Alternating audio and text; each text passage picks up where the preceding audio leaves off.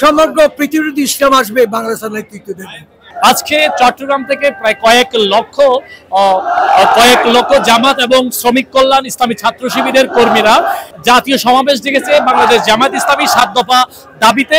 সেই দাবি বাস্তবায়নের লক্ষ্যে তারা চট্টগ্রামের নিউ মার্কেট রেল স্টেশনে টোটাল একটা বগি স্পেশালি ভাড়া করে তারা যাচ্ছেন, যেই বগিতে প্রায় কয়েক হাজার নেতা কর্মীরা তারা এখান থেকে রওনা দিচ্ছেন। শুধু তাই নয়, এবং বিভিন্ন বাসে করেই প্রায় কয়েক লক্ষ নেতাকর্মী টোটাল চট্টগ্রাম থেকেই রওনা হয়েছেন। ইতিমধ্যেই বাংলাদেশের কক্সবাজার থেকে বান্দরবন, কক্সবাজার, খাগড়াছড়ি, রাঙ্গামাটি এবং বৃহত্তর চট্টগ্রাম থেকে নেতাকর্মীরা সমাবেশ বাস্তবায়নের লক্ষ্যে তারা রওনা হয়েছেন।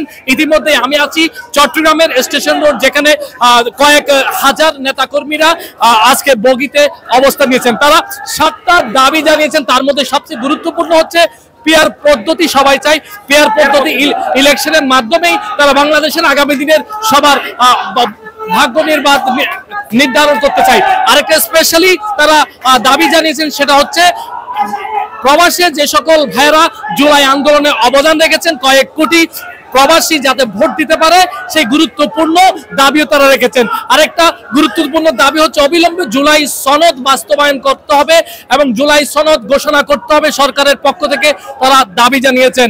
আমি এখানে এসে অনেক নেতাকর্মীদের মধ্যে উচ্ছ্বাস দেখেছি। তারা দেখেছেন যে জাতীয় সমাবেশের মাধ্যমে বাংলাদেশে অনেক বড় একটা বার্তা দিতে যাচ্ছে বাংলাদেশ জামাত ইসলামী। আমরা বাংলাদেশ জামাত ইসলামের জাতীয় সম্মেলনে আমরা 7 দফা দাবিতে আবাল বৃদ্ধ বনিতা, আমাদের প্রবীণ নবীন সবাই আজকে ঢাকামুখী। আমার মনে হচ্ছে যেন পিয়ার পদ্ধতি হলে যেভাবে এমপি মন্ত্রী হওয়ার জন্য লবিং করতে হয়, টাকা খরচ করতে হয়, কোটি কোটি টাকা আর খরচ করতে হবে না, নেতাদের ফকড়াও ঢুকবে না, এতে করে সে একজন যোগ্য লোক আমাদের সমাজের নেতৃত্ব পাবে, এটা আমরা মনে করি।